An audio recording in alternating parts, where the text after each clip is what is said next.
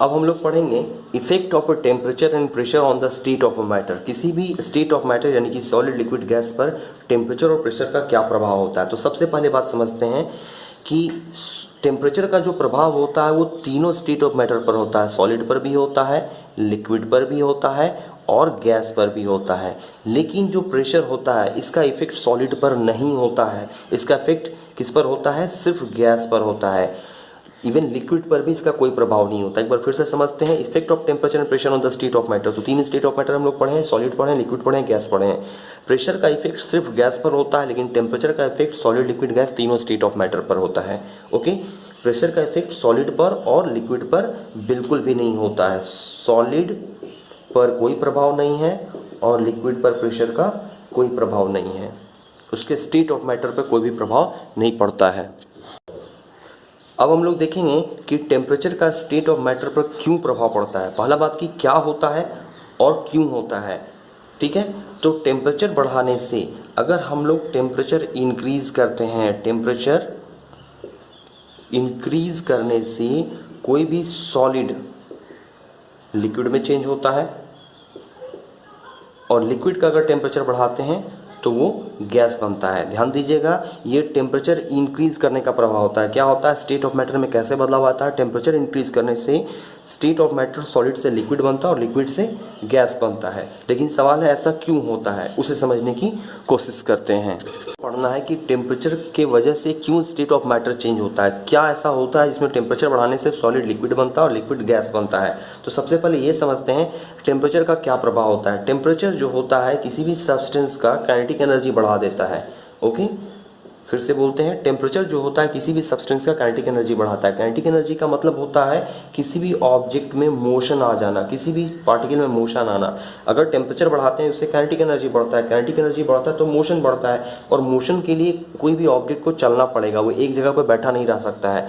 तो जैसे ही सॉलिड को गर्म करते हैं, हम लोग जानते हैं सॉलिड कॉम्पैक्ट होता है, उसका मॉलिक्यूल्स बिल्कुल एक दूसरे से कैसा होता है? सटा हुआ होता है। इस तरह से एक दूसरे से कॉम्पैक्ट होता है। लेकिन काइनेटिक एनर्जी मिलने की वजह से इसको मूव करना पड़ता है, चलना पड़ता है। चलने के लिए स्पेस चाहिए, तो ये एक दूसरे से दूर चला जाता है और ऐसे ऐसे मूव करने लगता है अलग अलग डायरेक्शन में, X axis, Y axis, Z axis, different directions में मूव करता है।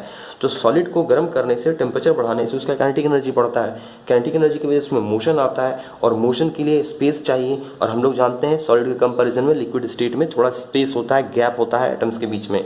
इसीलिए टेम्परेचर बढ़ाने से कोई भी सब्सटेंस सॉलिड से लिक्विड बनता है। क्यों? क्योंकि उसका काइनेटिक एनर्जी बढ़ता है, उसमें मोशन आता है और मोशन के लिए स्पेस चाहिए दो पार्टिकल्स के बीच में।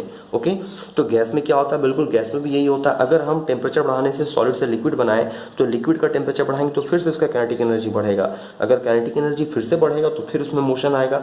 अगर कोई मॉलिक्यूल्स, समझिए लिक्विड का मॉलिक्यूल्स बिल्कुल ऐसे ऐसे धीरे धीरे चल रहा है और गैस में क्या होगा? उसके पास ज़्यादा काइनेटिक एनर्जी होगा, तो ये इस तरह से तेज़ी से चलेगा। तो ये तेज़ी से चलने के लिए और स्पेस चाहिए, इसको और ज़्यादा मूव करने के लिए और स्पेस चाहिए। तो और स्पेस के लिए और एक दूसरे से दूर चला जाएगा। और हम लोग जानते हैं कि लिक्विड के कंपैरिजन में गैस में इंटर पार्टिकल स्पेस जो होता है, इंटर मॉलिक्यूलर स्पेस काफ़ी ज़्यादा होता है। एक बार फिर से देखते हैं टेम्परेचर का क्या प्रभाव हुआ और क्यों हुआ। टेम्परेचर बढ़ाने से सॉलिड लिक्विड बनता है और लिक्विड गैस बनता है। क्यों बनता है? क्योंकि टेम्परेचर बढ़ाने से काइनेटिक एनर्जी बढ़ता है, काइनेटिक एनर्जी बढ़ाने से मोशन आता है पार्टिकल्स के बीच में। तो सॉलिड का मॉलिक्यूल्स बिल्कुल इस तरह से कॉम्पैक्ट है। जब इसे गर्म करते हैं तो काइनेटिक एनर्जी वजह से मूव जाता है, ऐसे से मूव करता है लिक्विड में और गैस में और दूरी तक मूव करने लगता है। तो ज़्यादा स्पेस कवर करने, ज़्यादा स्पेस मिलता है, ज़्यादा काइनेटिक एनर्जी होता है, ज़्यादा मोशन होता है, इसलिए स्टेट चेंज होता है। ओके, अब हम लोग पढ़ेंगे effect of pressure on the state of a matter.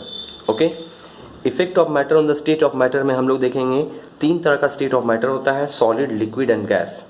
Solid और लिक्विड पर प्रेशर का कोई भी इफेक्ट नहीं होता है। क्या कारण है? अगर कोई पूछे क्यों इफेक्ट नहीं होता है, क्यों? क्योंकि सॉलिड और लिक्विड इनकम्प्रेसिबल होता है। सॉलिड और लिक्विड को आप कंप्रेस नहीं कर सकते हैं, दबा नहीं सकते हैं, और प्रेशर अपना इफेक्ट प्रेशर दबा के ही लगा सकता है। तो सॉलिड और लिक्विड पर प्रेशर का कोई इफेक्ट नहीं होता है क्योंकि ये दोनों स्टेट ऑफ मैटर इनकम्प्रेसिबल होता है। तो हम लोग को पढ़ना है गैस पर क्या प्रभाव होता है और कैसे पड़ता है। ओके, अब हम लोग देखेंगे गैस पर प्रेशर का क्या इफेक्ट है। जैसा कि आप फिगर देख सकते हैं, इस दोनों कंटेनर में गैस है और एक पिस्टन है।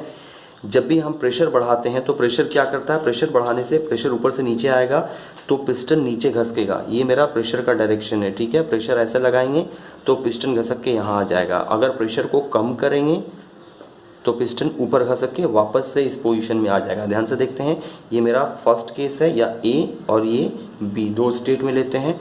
अगर ए वाले सिलेंडर पर ए स्टेट में हम इस पर प्रेशर लगाते हैं तो ये पिस्टन करीब आएगा। इस पिस्टन के करीब आने से क्या होता है, प्रेशर लगने से पिस्टन दबता है और सारा गैसेस मॉलिक्यूल करीब आ जाता है, एक दूसरे के करीब आता है। ठीक है, तो गैस पर प्रेशर लगाने से क्या हुआ, गैस का जो वॉल्यूम है वो घट सकता है। ठीक है, तो प्रेशर और वॉल्यूम क्या होता है, प्रेशर बढ़ाने से वॉल्यूम घटता, मतलब प्रेशर और वॉल्यूम एक दूसरे का इन्वर्सली प्रोपोर्शनल होता है।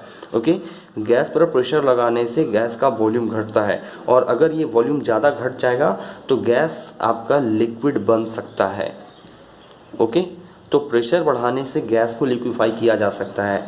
सिमिलरली अगर प्रेशर को घटाएंगे तो गैस का पार्टिकल्स के बीच में दूरी बढ़ेगा या लिक्विड उसके बीच का पार्टिकल बढ़ेगा, डिस्टेंस बढ़ेगा और इससे ये वापस से गैसेस स्टेट में जा सकता है। तो प्रेशर का क्या इफेक्ट होता है, प्रेशर जो है वॉल्यूम का इन्वर्सली प्रोपोर्शनल है।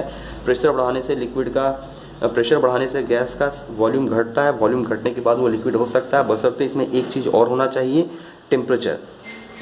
टेम्परेचर को उसी के अकॉर्डिंग अगर हम वेरी करेंगे तब फिर जा करके इसका स्टेट बदल के लिक्विड हो सकता है। ओके।